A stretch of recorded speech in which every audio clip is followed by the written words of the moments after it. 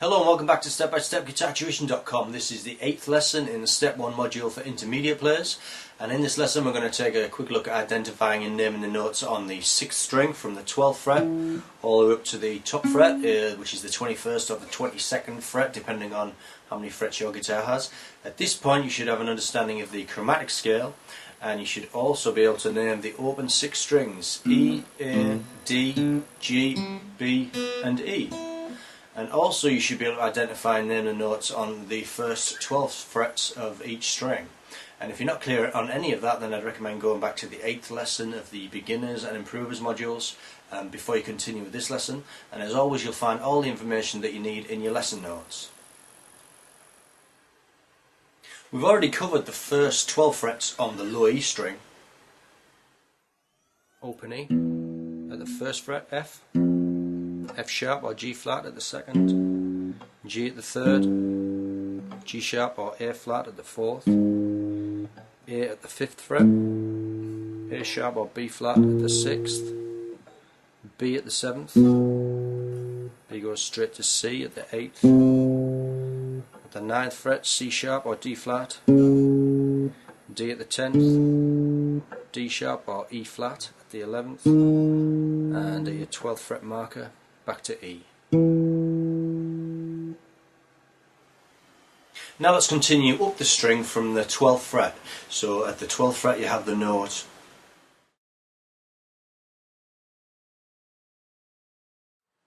E, at the 13th fret F, at the 14th F sharp or G flat, and at the 15th fret marker you've got G, and then G sharp or A flat at the 16th, and then at the 17th fret marker A sharp or B flat, B at the 19th, B goes straight to C, and then C sharp, D flat, and carry on from there. This is where the fret marker dots come in handy, because you can use them to quickly find notes at the higher end of the fingerboard. By using the double dot at the 12th fret to remind you that you've reached a full cycle of the chromatic scale, you can then use the fret marker dot at the 3rd fret, which is the note G,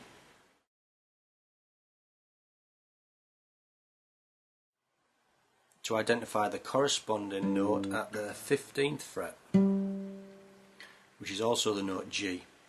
And from that 15th fret G, you can then identify the note below it, G flat or F sharp, and the note above, which is G sharp or A flat. And then you can use the 5th fret marker dot, which is the note A, and that corresponds with the 17th fret marker, which is also the note A, and then you can use that to identify the note below that, which is A flat or G sharp, and the note above it, which is A sharp or B flat. And the same applies to the 7th fret marker, which is B.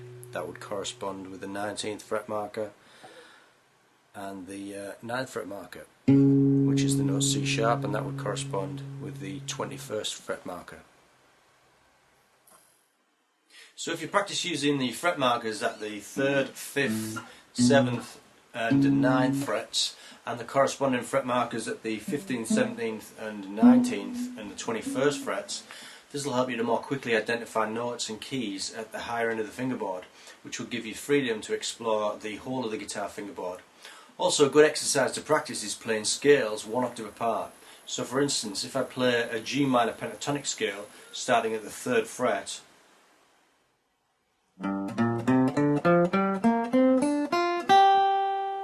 and then play the same scale one octave higher using the 15th fret marker to locate the right starting note, G.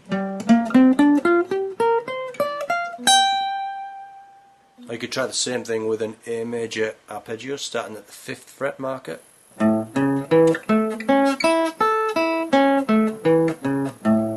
And then play the arpeggio one octave higher using the 15th fret to locate the starting note.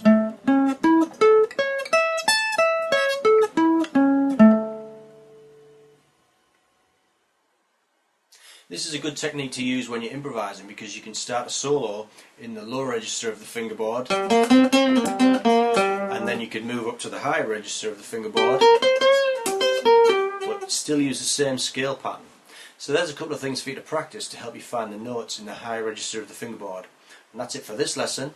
Now you're ready to move on to the next step.